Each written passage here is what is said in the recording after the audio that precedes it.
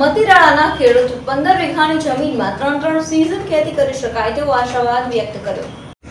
ગુજરાત રાજ્ય સરકાર દ્વારા જળસંચયના કામો થકી ખેડૂતોને સ્વનિર્ભર 3 સીઝન ખેતી કરી શકાય તેવા હેતુ સાથે 1 એપ્રિલ 2026ના રોજ મુખ્યમંત્રી શ્રી ભૂપેન્દ્ર પટેલે મતીરાળા ખાતે જમકુડી નદી પર જળસંચયની કામગીરીનું ખાતમુહૂર્ત કર્યું। તેને 4 માસમાં જમકુડી નદીનો નયનરમ્ય આકાશી નજારો સામે આવ્યો છે અને ચારે તરફ પાણી જોવા મળી રહ્યું છે।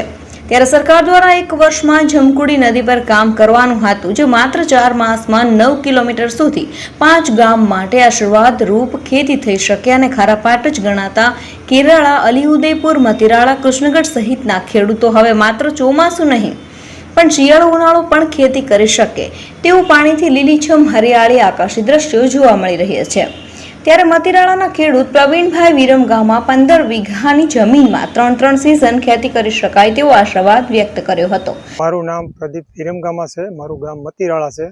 આ જમકુડી નદી 5 ગામમાંથી નીકળે છે, એટલે 5 ગામને આ સારો એવો ફાયદો થાય છે। અને આ ટેન્ડર જે સૌજી કાકા ધોળકિયાને મળેલ છે ગુજરાત સરકાર દ્વારા, અને મારી જમીન અહીંયા આવેલી છે 15 વીઘા।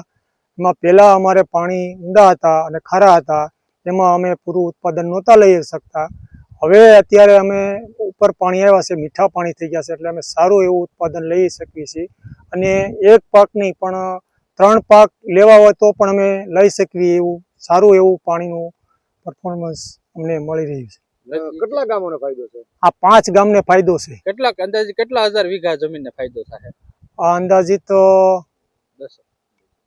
30,000 વીઘા કદાચ મારા ખ્યાલ પ્રમાણે ગામને ફાયદો, આ ખેતીમાં વીઘાને ફાયદો થાય એવું છે। અને આમ ગણીએ તો 25 કરોડનું બીજું ઉત્પાદન લે કોઈ બધા ખેડૂત તો 25 કરોડનો ચોખ્ખો એમને ફાયદો છે ખેડૂતોને। અને આ સૌજી કાકા ધોળકિયા કામ કરે છે, બહુ સરસ મજાનું સારું એવું કામ કરે છે। અને સૌજી કાકાને, કનકભાઈને, એની ટીમને લાખ અભિનંદન છે। લાઠીના અલીઉદયપુર અને મતીરાળાની જમકુડી નદી પર કરવામાં આવેલ જળસંચયના કામોથી જમકુડી નદી છલોછલ ભરાઈ જતા ખેડૂતોમાં હરખની હેલી જોવા મળી રહી છે।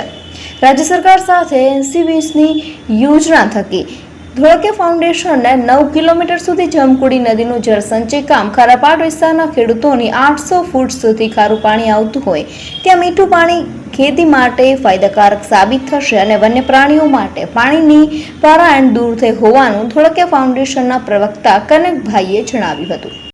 ગુજરાત સરકાર અને ધોળકિયા ફાઉન્ડેશન દ્વારા 80-20ની યોજનામાં 1 એપ્રિલ 2026ના રોજ માનનીય મુખ્યમંત્રી સાહેબે જે ખાતમુહૂર્ત કર્યું હતું, એમાં 11 લાખ ઘનમીટર માટી કાઢીને આજે પાણી અહીંયા ભરાણું છે। જે હજી તો કામ શરૂઆત છે, 1 વર્ષનો એનો સમયગાળો છે।